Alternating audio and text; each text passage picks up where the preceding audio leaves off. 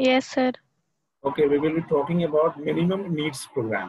बहुत जगह इसका जिक्र आता होगा जो पिछले कई हफ्ते से हम लोग या 2 months almost we are taking the health program, national health programs, right from the introduction to the last class we have taken the something else, so I'm don't remember.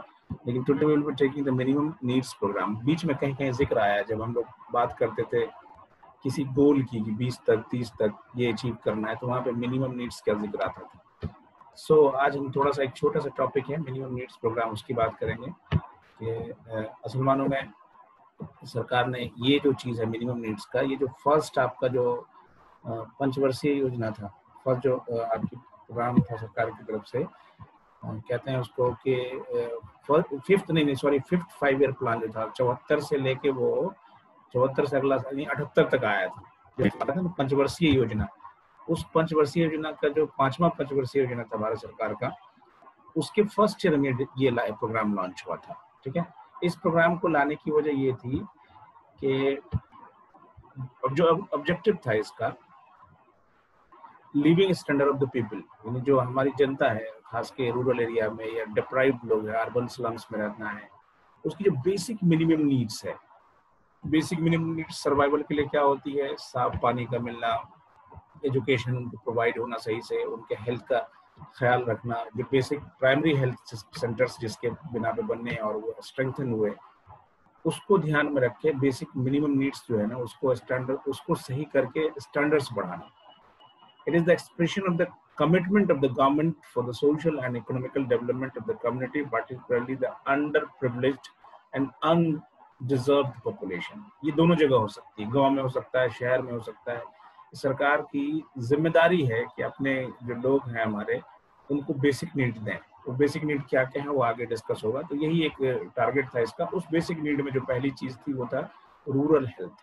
गांव में शहरों की तरह जो हेल्थ स्ट्रक्चर है वो नहीं होता है, प्राइवेट क्लिनिक्स और प्राइवेट हॉस्पिटल्स वगैरह नहीं होते हैं, सरकार के मेडिकल कॉलेजेस नहीं होते हैं। लकीली हमारे गांव का स्ट्रक्चर ऐसा बनाया जाता है जहाँ पे बेसिक नीड्स के लिए कुछ नहीं होता है, और सारी सारी सारी जो फैसिलिटीज है हमने सबको शहरों में शिफ्ट कर दिया है। तो इसलिए क्या होता है, माइग्रेशन ऑफ पॉपुलेशन होता है। इससे दो चीज़ है, एक तो गांव में चीज़ें नहीं दी तो उनको टाइम पे वक्त नहीं मिली, तो उनके यहाँ हेल्थ इवेंट्स जो होते हैं या फिर कहिए कि बीमारियों की वजह से होने वाले नुकसान, चाहे मोर्टेलिटी हो मॉर्बिडिटी हो, ज़्यादा होते हैं, तो हेल्थ उनका सही से हम नहीं देख पाते। दूसरी सबसे बड़ी चीज़ क्या है कि शहरों में शिफ्ट कर देने से फिर वो पलायन करते हैं शहर की तरफ, तो उनका एक्सप्लॉयटेशन होता है, महंगे दामों पर अगर शहरों में रहने की जिंदगी हो, एक जगह पे रहना है, वो लाइफ स्टैंडर्ड नहीं मिलेगा।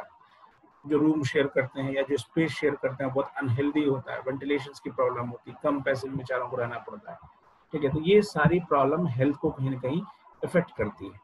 ठीक है, तो ये इसमें रखा गया कि आप इसके तहत मिनिमम नीड के तहत कि जो रूरल हेल्थ है ना उसको हम लोग डेवलप करें। अगर पहले से वहाँ इंफ्रास्ट्रक्चर है तो उसको और मजबूत करें, या कम है तो ज्यादा करें, या नहीं है तो नए नए वहाँ पे सेंटर्स खोलेंगे। रूरल वाटर सप्लाई, गांव में आप देखिएगा बहुत एरिया हम लोग आप लोग में ज्यादातर हो सकते हैं कि ऐसे गाँव में जहाँ ट्यूबवेल बहुत ईजिली है, लेकिन ज्यादातर आबादी भारत में ऐसी है जो अभी भी सरफेस वाटर का पानी लेती है। सरफेस वाटर, उसी में मवेशियों का जाना, ओपन एयर है, उसी में डिफरेंट टाइप ऑफ पॉल्यूटेंट्स का जाना और वो जानवरों का होना, इसकी वजह से पानी साफ नहीं होता है उनका, तो जिसकी वजह से जो गट की बीमारियां हैं या डिफरेंट टाइप की बीमारियां उनको होती रहती हैं। बिहार में 70% से ज्यादा ऐसा एरिया बिहार में जहाँ पे कुछ मिनरल्स ज्यादा है, जिसकी वजह से कैंसर्स ज्यादा पाए जा रहे हैं।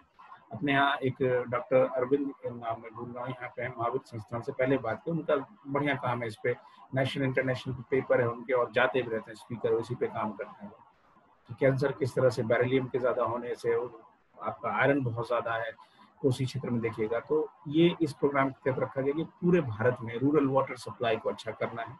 रूरल इलेक्ट्रिफिकेशन, जो पहली सरकार आई मोदी सरकार की, तो उन्होंने दावा किया कि पूरे भारत में हमने जो है कोई भी गांव ऐसा नहीं छोड़ा जहाँ पे जो है इलेक्ट्रिसिटी नहीं गई, जो दावे हैं उनके। तो ये शुरू से सरकारों का मानना रहा है कि इलेक्ट्रिसिटी अगर आप सही से पहुंच जाती है टाइम पे, तो उससे रिलेटेड आप छोटे छोटे जो काम है, वो नाइट में होने वाले काम है, या फिर लोगों की जो वर्किंग कैपेसिटी है, जो वर्किंग एबिलिटी है, वो चेंज होंगी, डेवलपमेंट आएगा। चाहे आटा पीसने की मशीन से लेके छोटे छोटे घरेलू काम करने वाली जगह वो सब हो जाएगा। घर में कुछ लोग कुछ रूरल एरिया में जाइएगा तो फैक्ट्रीज वाले उनको काम घर ही पर दे देते हैं, सिलाई का काम हो या इस तरह का, या फिर अलीगढ़ वगैरह में जाइएगा ताला बनाने वाला। तो इनको इलेक्ट्रिसिटी अगर नहीं हो तो इनका काम नहीं बनता है। एजुकेशन सिस्टम हिंडर करेगा आपको, 24 आवर सिस्टम जो डिलीवरी का मामला है वो हिंडर करेगा।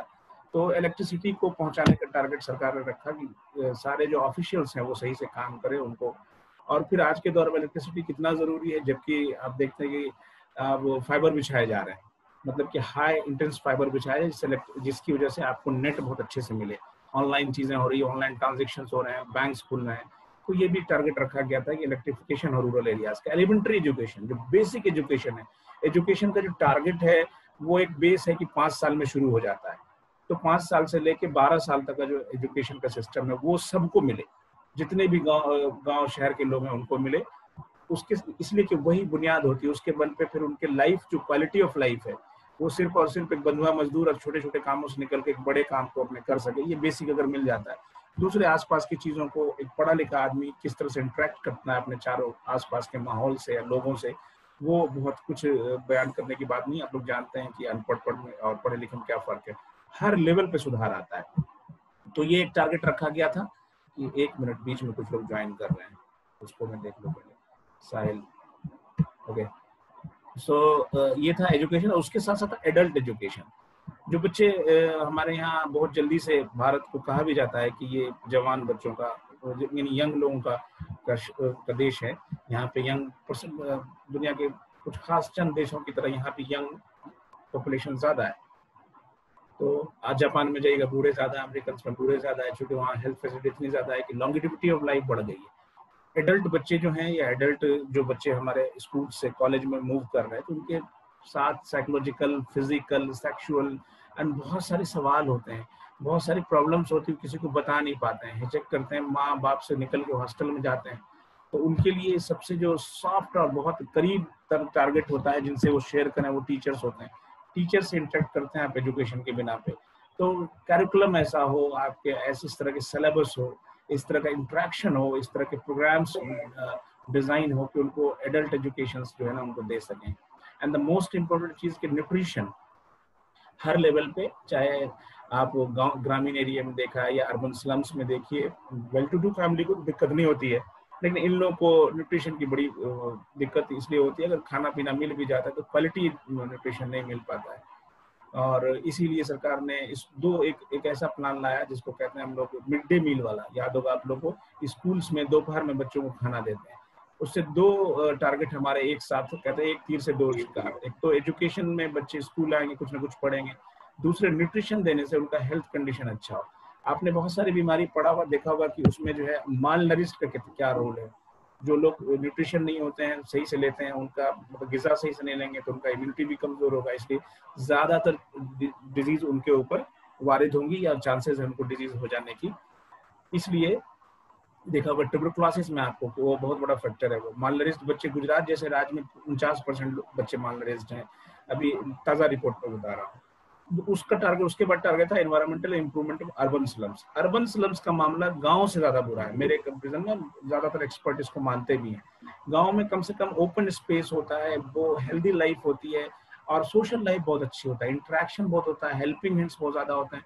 फैमिली स्ट्रक्चर जो न्यूक्लियर नाव के एक बड़ा फैमिली स्ट्रक्चर होता है, जिसकी वजह से बहुत सारे प्रॉब्लम सॉल्व होता है। अर्बन स्लम में छोटी छोटी खोली है और आपको वेंटिलेशन और हाउसिंग की प्रॉब्लम बहुत ज्यादा है, इसलिए जो ट्रांसमिशन ऑफ डिजीज है अर्बन स्लम्स में रहने वालों को ज्यादा होता है। इनकी प्रॉब्लम थोड़ी सी दिक्कत गांव से अलग है और ज्यादा भयावह है। इसको टारगेट करने के लिए कि उस एरिया का एनवायरमेंट अच्छा हो, नाले अच्छा हो, पानी सप्लाई ज्यादा अच्छे से हो, वहाँ पे फैक्ट्रीज वाले एरिया में एकदम जहाँ पानी स्टैग्नेशन हो वहाँ ना रहे, बहुत ज्यादा मोटर व्हीकल्स वहाँ ना रहे, इसकी बहुत सारी कंडीशन करने के लिए इसको रखा गया। 2-3 मिनट में खत्म कर लेंगे इसको, आप लोग नई क्लास ज्वाइन कर लीजिएगा।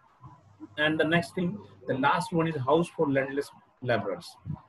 अब देखेंगे आप दिल्ली में जो गए होंगे आप लोग, या मुंबई में गए होंगे, तो रात में जब ट्रैवल कीजिएगा तो आप देखिएगा कि बहुत सारे ऐसे बच्चे हैं जो, सॉरी, ऐसी फैमिलीज हैं जो रोड पे सोती हैं, उनके पास घर ही नहीं है। तो जो नई सरकार दिल्ली में आई उसने बड़ा काम किया इस पे कि सबको प्रोवाइड करने की कोशिश की है, लेकिन बड़ा एरिया जो शहरों का है, अर्बन स्लम्स में या गांव में भी कुछ लोग जिनके पास, अभी गांव में ज्यादातर कुछ ना कुछ बना लेते हैं, शहरों में बड़ी दिक्कत है, कॉस्ट घर का, फिर अपनी जमीन नहीं होने की वजह से ये बड़ी प्रॉब्लम है घर का नहीं होना। तो ये 9 टारगेट जो है, 8 टारगेट ये रखे गए थे मिनिमम नीड्स प्रोग्राम में। इसी को एलिजिबिलिटी में आप देख सकते हैं कि प्रिंसिपल क्या था। बस 2 स्लाइड और।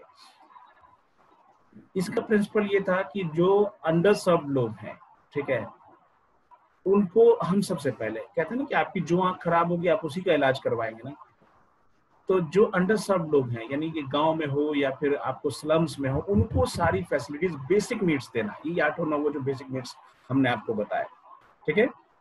और ताकि हम बराबरी ला सकें लोगों के जीवन में, एटलीस्ट कम से कम बेसिक नीड होगा तो उसको आप देखेंगे कि अगर जिनके पास पैसे नहीं होते हैं, घर नहीं होता, उनको एक्सप्लॉइटेशन बहुत होता है।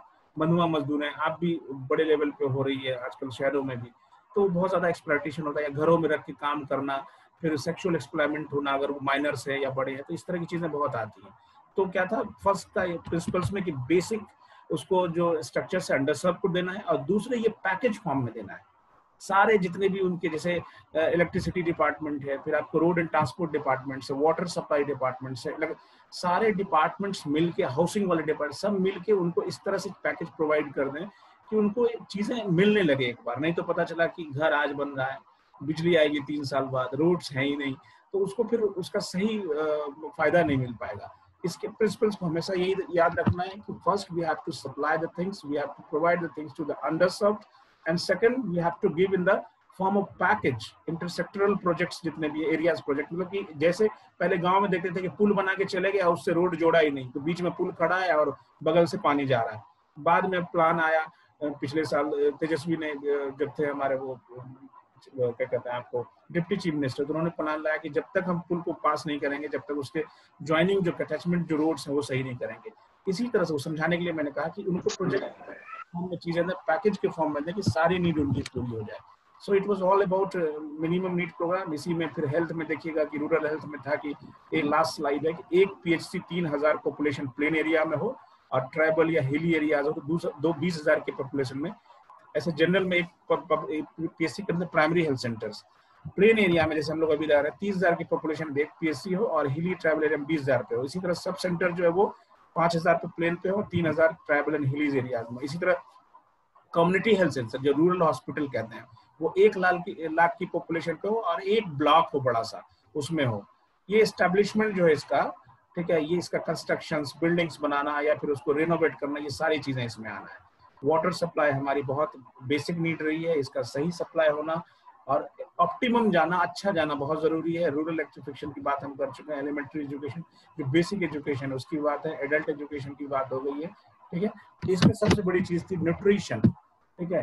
न्यूट्रिशन का मामला था कि 11 मिलियन जो एलिजिबल पर्सन है, जो गरीब हैं या उसमें आते हैं रूरल में और अर्बन में दोनों में, उनको न्यूट्रिशन प्रोवाइड करना। स्पेशल न्यूट्रिशन प्रोग्राम जो होता है, इंटीग्रेटेड चाइल्ड डेवलपमेंट जो आपको वो होता है, प्रोग्राम्स होते हैं, उसके थ्रू हर जगह इसको पहुंचाना। मिड डे मील जिसमें आपने देखा होगा कि बहुत बड़ा मास्टर स्ट्रोक था, और उस मामले में बहुत जगह सरकार की इज्जत भी हुई। पूरी दुनिया में इसको कहा गया कि भारत ने जो मिड डे मील शुरू किया है, खासकर इंटीग्रेटेड चाइल्ड डेवलपमेंट सर्विस के थ्रू, ये वर्ल्ड में सबसे यूनिक प्रोग्राम है मनमोहन सिंह का। और घर के लिए पहले भी हम लोग पढ़ चुके हैं कि जो स्लम्स में जो हाउसिंग पढ़े थे उसमें एक्ट पढ़ा था, किस तरह से उनको एरियाज में घर सप्लाई करना है उन लोगों को। तो ये 8 पॉइंट्स आपको याद रखना है मिनिमम नीड्स प्रोग्राम में। कभी कभी हो सकता है कि प्रैक्टिकल में पूछ लें, जो प्रैक्टिकल इंटरनल हो रहा हो, या फिर शॉर्ट क्वेश्चंस में आ जाए आपके, तो इसको आपको उसी तरह से आंसर करना है। कल इंशाल्लाह इसके बाद देख लीजिएगा दूसरा क्या आता है वो शुरू करेंगे, और कोशिश करेंगे 10:45 से आप लोग का ये क्लास हो जाए। अभी ज्वाइन कर ले जो भी क्लास है, स्क्रीनशॉट कोई भेज देगा मुझे। कोई सवाल होगा तो ग्रुप में पूछ लीजिएगा, टाइम नहीं है उसमें आप व्हाट्सएप ग्रुप में पूछ सकते हैं। ठीक है, अल्लाह हाफिज।